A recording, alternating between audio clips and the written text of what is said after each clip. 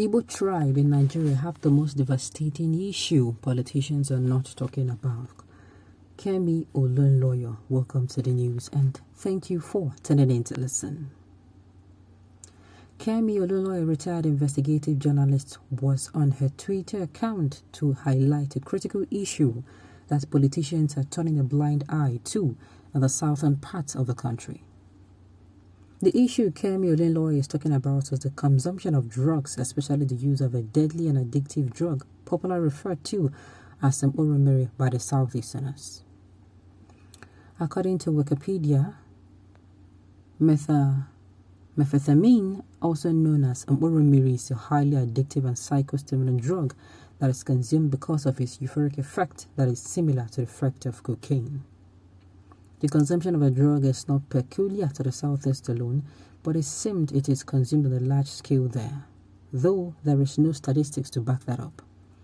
Kemi Olunloyo used her Twitter platform to call the attention of politicians and the people of the Southeast to the effect of meth might have on their communities if the menace is not properly managed. She said politicians are not talking about the devastating effect of the abuse of crystal meth, which might cause chaos in community. Kemi Olunloyo's post read: The Igbo tribe in Nigeria have the most devastating issue politicians are not talking about: the crystal meth abuse turning communities into chaos. Oromiri. Well, let me say this. Let me say this. What? I'm not going to say that is the only issue now. It's at hand. I'm trying to pick an angle to look at it because there's a different angle to what she's saying. We all know Auntie Kemi to be someone who creates trouble. So I'm trying to see, is this one of her trouble? Is this one of the strategies she used for causing trouble? Whenever she's boring like this, she'll just throw one information, into the space, information that will get one piece into the space that will get people talking for a very long time. Now, I'm not going to take away the fact that yes, there is some Oromiri, but are you going to blame the Southeasterners and the Southeasterners alone? People who should be blamed are people who allowed it into the country. What did you say? Just like drug traffickers are caught, people who allowed it into the country are the people you should be targeting. Who brought it into Nigeria? Because you don't just come and you're saying you want to talk about how the Southeasterners are using it, most especially. You're talking, and even in this article here, they said there is no backup for the accusation, or for you worrying that coming out to, should I say you're worrying now for the Southeasterners, which I know it is actually very ironical of you. I don't think you're worrying about them. This is just one of her strategies of, getting attention. Now, we're going to look at it from the root cause. The root cause is, first of all, these things they are not transported through telepathy. They are actually brought in. A human being brought in after checking and saw it and passed. So I am going to go down to the root. The immigration officers, those who are in charge of checking people's belongings that are coming into Nigeria, are the problem. These things are not in Nigeria here before. I want to believe that it was brought here into Nigeria. And I think if they say it is popular in the East, then I think that the person is also on a mission to make sure that it goes there. Are you seeing where I'm coming from? Another angle to look at this is Kemi Olunloyo has been speaking about the Igbos in a very negative way, which is meaning why she's shooting a shot. It is clear here. Look at what her post reads. The Igbo tribe in Nigeria have the most devastating issue politicians are not talking about.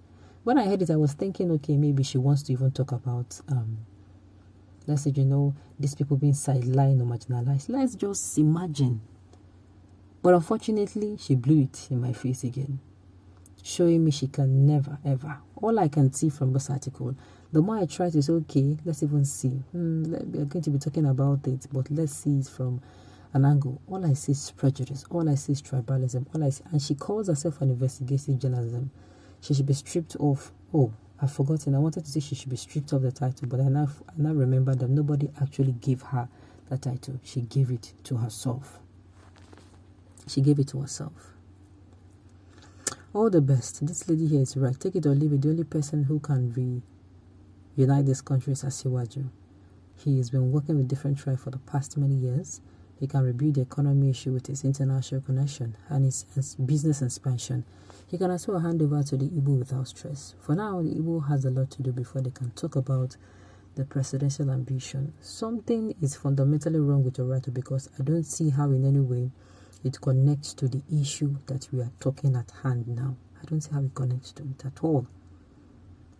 What concerns Tinubu with this piece now? I'm telling you, you have missed it. We are not even talking about Tinubu now. We are not talking about him now at all.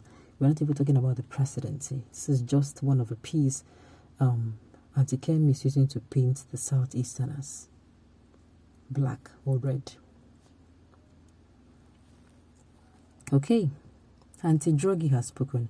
Anytime she wants to be noticed, she will mention the Igbos. Igbos will keep giving you people sleepless nights. Her children are the ones taking a Boromberi and they will all run mad soon. People are very extreme. You people should be wise, as Igbo as you are. It is not when she wants to be noticed. It is whenever she's broke, she will come here and mention Igbo people. And all of you will sheepishly comment and respond to her post. That is how she leverages on you. Shun off every of her posts. Do not reply. Let me see if she will continue. It is you that give her the relevance she's seeking. I think I agree with this write-up. If Kemi is taken for granted, she knows. That is why I'm saying, you know why I feel and I know that all she does for clout is she comes out and says something that is off. You won't see her talking about the Kaduna train invasion or nothing. You will not see her coming out to say, the way people are sympathizing, doing things the normal way. She's going the wrong other way around. And you know that if you want to get attention, if everybody's on skirt, wear trouser. If everybody wears a trouser, wear skirt. You understand? You're going to be noticed. You do something off. That thing you do off is what is going to make people notice you. And the thing is, if people talk about you once, talk about your ties, as if you're giving that irrelevance. But if you wear that in and pass and nobody looks at you, nobody even turn their head, everybody concentrate on whatever they're doing and behave that there is nothing, interesting about that topic or nothing trending about the topic, then that matter will die down. So I believe, I understand whatever this person is trying to say. Yes, it's the truth, but she's not telling you the measures taken by the Southeast to stop the trend. The towns union have taken it upon themselves to arrest and deal decisively with anybody engaging in such acts, both the dealers, distributors, and end users. If you're caught, the offender will be flogged and rehabilitated after that. Okay. On this note, we've come to the end of the news. We say thank you for tuning in to listen. Until I come your way next time, enjoy the rest of your day.